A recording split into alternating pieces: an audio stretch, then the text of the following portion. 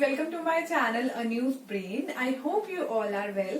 सो बच्चों, हम आज के सेशन में एक नया चैप्टर शुरू करने जा रहे हैं which is cell the unit of life. ये जो चैप्टर है ये बहुत इंपॉर्टेंट है, अच्छी खासी वेटेज रखता है। नीट के एग्जाम में पिछले 5 सालों में कम से कम 50 क्वेश्चंस आ चुके हैं, इससे लास्ट ईयर ही 6 क्वेश्चंस आए हैं। ओके, सो आप समझ ही सकते हो और कितनी अच्छी खासी गंभीरता से ये वेटेज रखता है चैप्टर। तो इस चैप्टर को पढ़ना जरूरी है, ठीक है। स्पेशली आज का सेशन, क्योंकि आज मैं डिस्कवरीज डिस्कस करूंगी इस चैप्टर को। आज का सेशन काफी लाइट होने वाला है, छोटा होने वाला है। ओके, तो डिस्कवरीज बताऊंगी, डेफिनेशन जो कि इम्पोर्टेंट है, कुछ टर्म्स जो कि इम्पोर्टेंट है, तो आखिरी तक देखिए, ठीक है। हमेशा मैं बोलती हूँ सेशन को आखिरी तक देखना इम्पोर्टेंट है, क्योंकि बीच में काफी सारी बातें अगर आप नहीं नोटिस करोगे, उनको नहीं लिखोगे, तो कहीं ना कहीं आप गलत करके आओगे चीजें और फिर कहोगे कि मैम ने नहीं कराया, ठीक है। पर मैं कराती हूँ सारी चीजें आप लोगों को। ओके, तो चलिए सेशन शुरू करते हैं। Okay, now cell the unit of life. और सबसे पहले ये जो भाई डेफिनेशन है इसको तो रट के जाना है। एनसीईआरटी की डेफिनेशन है, बहुत इंपॉर्टेंट डेफिनेशन है, ठीक है। वार्निंग है मेरी, इसको ही लिख के आना है हर जगह, सीबीएसई में, ठीक है, नीट में इसको ही रट के जाना है। It is a fundamental, structural and functional unit of all living organisms, ठीक है। तो सेल कैसी यूनिट है? ये एक fundamental, structural and functional unit है, ठीक है। काफी कॉम्प्लेक्स चीजें नहीं बताऊंगी, सिंपल में खत्म कर दूंगी। ओके, क्या मतलब है स्ट्रक्चरल? क्या कि भाई हमारा जो पूरा स्ट्रक्चर है ना, एक लिविंग ऑर्गेनिज्म का जो स्ट्रक्चर है सेल से ही तो बना है। सेल से टिश्यूज बनते हैं, टिश्यूज से ऑर्गन बनते हैं, ऑर्गन से ऑर्गन सिस्टम बनता है और ऑर्गन सिस्टम से एक लिविंग ऑर्गेनिज्म बनता है, ठीक है। तो सेल कहीं ना कहीं एक बेसिक यूनिट है और ये स्ट्रक्चर फॉर्म कर रही है उस लिविंग ऑर्गेनिज्म का। तो है ये एक स्ट्रक्चरल यूनिट। सेल एक लिविंग ऑर्गेनिज्म का स्ट्रक्चर बनाती है, इसीलिए ये एक स्ट्रक्चरल यूनिट है। Why it is called functional unit? क्योंकि भाई सेल जो है वो इंडिपेंडेंटली एग्जिस्ट करती है और अपने सारे फंक्शन खुद परफॉर्म करती है, ठीक है।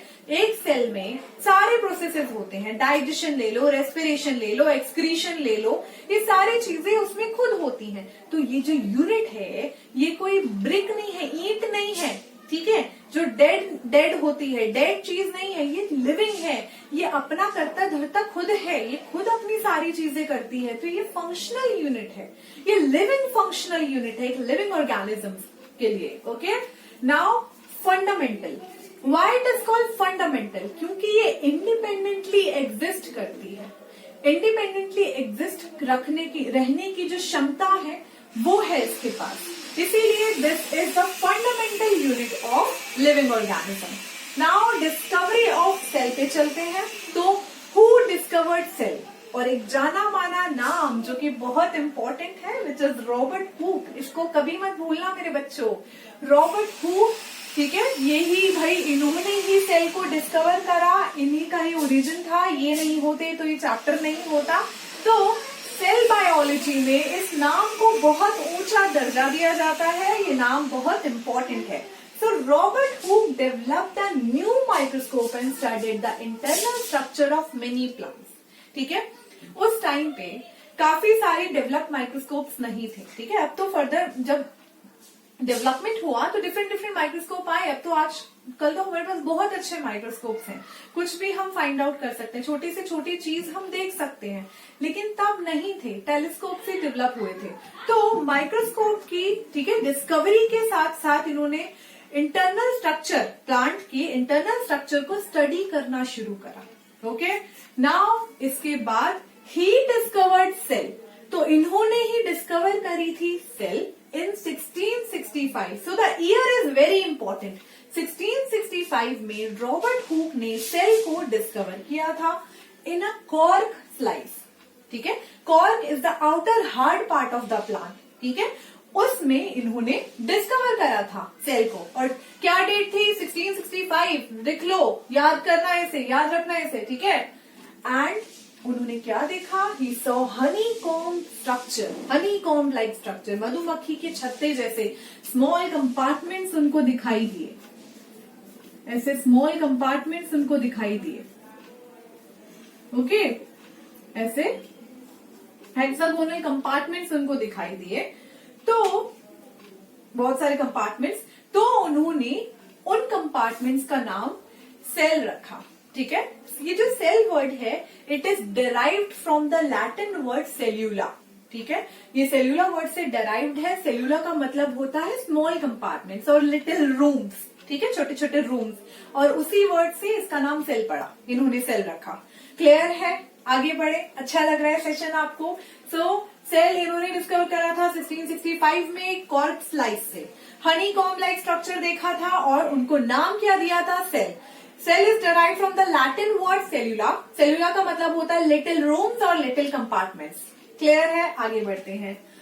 व्हाट ही एक्चुअली ऑब्जर्व, क्या उन्होंने एक सेल को एक्चुअली ऑब्जर्व किया था?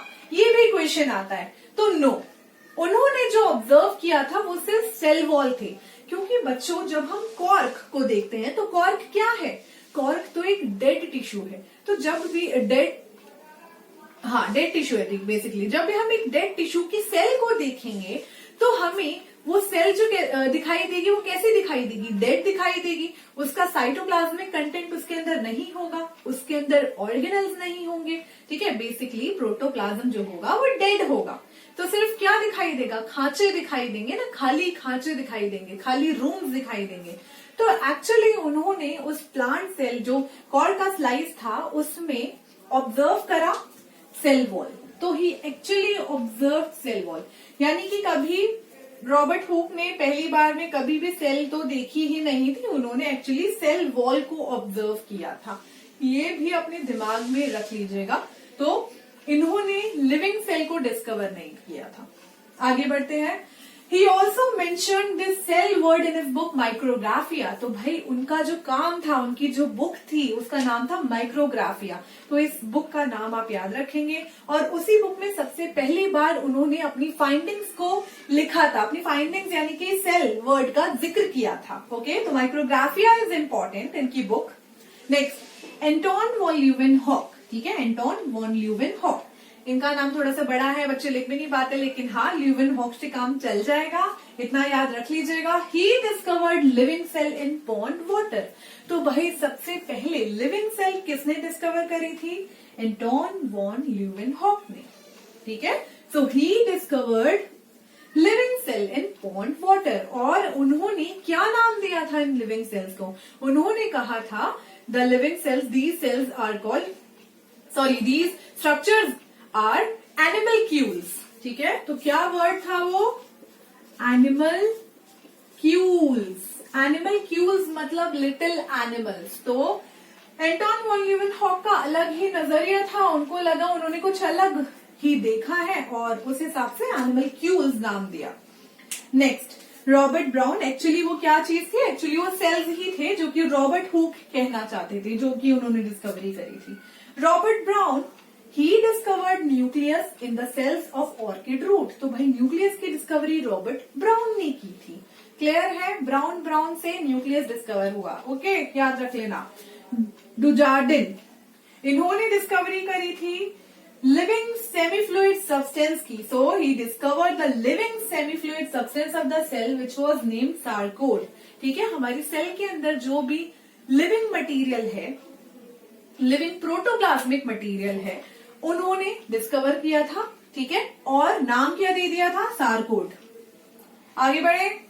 परकिंजे, परकिंजे ने क्या डिस्कवरी करी थी? परकिंजे नाम सुनने के बाद ही एक वर्ड और याद आता है, परकिंजे फाइबर्स। कहाँ होते हैं परकिंजे फाइबर्स? हमारे हार्ट में प्रेजेंट होते हैं परकिंजे फाइबर्स, है ना? कितनी बार हमने पढ़ा है। तो बहुत इंपॉर्टेंट डिस्कवरी वहां भी करी और यहाँ भी करी है। Purkinje rename sarcode as protoplast. तो हम जो प्रोटोप्लाज्म वर्ड और प्रोटोप्लास्ट ये जो आज हम पढ़ते हैं, ये जो नाम है ये परकिंजे ने दिया था। तो रीनेम किया था इस वर्ड को, सार्कोड को। ठीक है, तो आई होप ये डिस्कवरीज क्लियर हो गई होंगी, डेफिनेशन क्लियर हो गई होगी, रॉबर्ट हुक का नाम याद हो गया होगा। ठीक है, सो आज के सेशन के लिए इतना ही। ये वाला इम्पोर्टेंट है और अगला वाला भी इम्पोर्टेंट होगा क्योंकि मैं सेल थ्योरी को डिस्कस करूंगी। ठीक है, तो थैंक यू, मिलते हैं नेक्स्ट सेशन में।